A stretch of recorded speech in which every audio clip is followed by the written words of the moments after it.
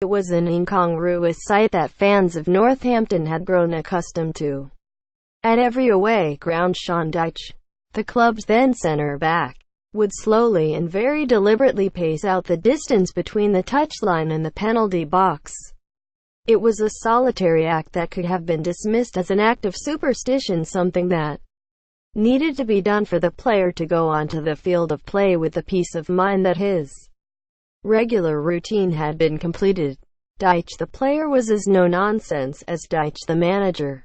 Getty. In reality, it was something far more practical, and revealed the lengths, quite literally, that Dyche would go to gain an advantage over the opposition. He used to pace the pitch with ways, says Scott McLeish, the well-travelled striker who spent 2 years with the now Burnley boss at Chesterfield. He would walk from the side touchline to the edge of the box. He would do it at every away pitch, and one day I asked him why earth he did it. The thing was that he knew the exact dimensions of the pitch at Northampton, so he would measure these other grounds so he could compare it. He told me it was all about the distances between his fullback and the other defender. If the pitch was a bit wider, then the distance had to be a bit wider. If it was a bit narrower, then they could tuck in more. Just silly little things like that show you just how meticulous he was. He was an organizer, but not just for himself, because that pacing wasn't just for him, it was for the rest of the team as well. Dyche now has Burnley on the up and up. AFP, Getty Images. Northampton was the final stop in a peripatetic playing career that began under Brian Clough at Nottingham Forest, where the manager would call him Young Ginger, and also included spells at Chesterfield, Bristol City, Millwall and Watford. It reads like a Lonely Planet list of English football's lesser lights, but the experience he gathered in over 450 appearances has played a key role in developing a philosophy that has seen Burnley shine at uncharted Premier League altitude. The club, of course, is no stranger to success, but their most recent major honour, the First Division title in 1959-60, came a full 11 years before Dyche was born. The 46-year-old was just 16 when they almost tumbled out of the Football League entirely in 1987. Those seem distant days in every sense, as the men from Turf Moor continue an upward curve that sees them battling, not relegation from the old Division 4, but for a place in the top 4 of the most moneyed league in world football. Burnley could end up facing Europe's best next season. Getty Images. The thought of tackling Barcelona or Madrid next season couldn't be further removed from the rather more earthy surroundings of Chesterfield's Saltergate home, where Dyche first smashed his way into the nation's consciousness during the club's run to the FA Cup semi-final in 1997. He was a right-back when I first came to the club, and he was a pretty technical player.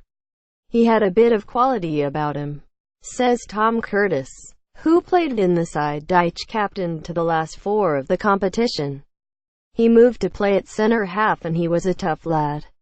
We had some good players in that team, and that semi-final run really acted as a springboard for a lot of those boys. Dyche was captain all the way through, and the whole thing was quite surreal. He was one of the guys who kept us down to earth, because there were some young boys in that dressing room, the likes of Kevin Davies.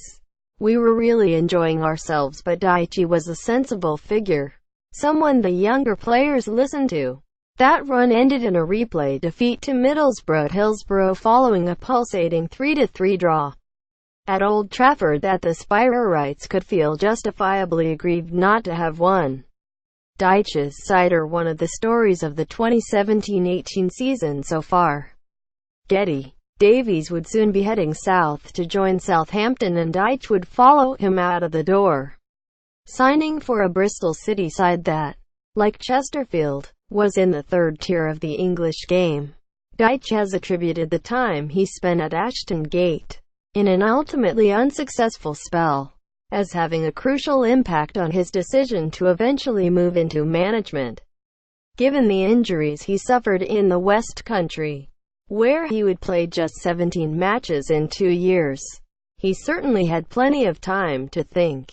He was just a fantastic bloke first and foremost, says Steve Torpey, the club's former center forward.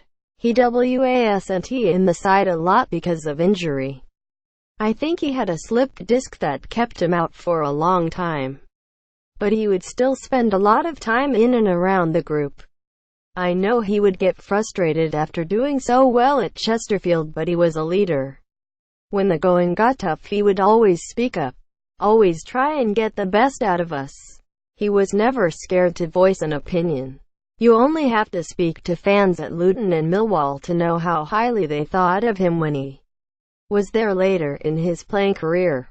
They liked that kind of character, particularly at Millwall. I think the fact he didn't have it all his own way as a player has had a massive impact on the way he manages. Quote, Dyche has gone up against the likes of Pep Guardiola and held his own.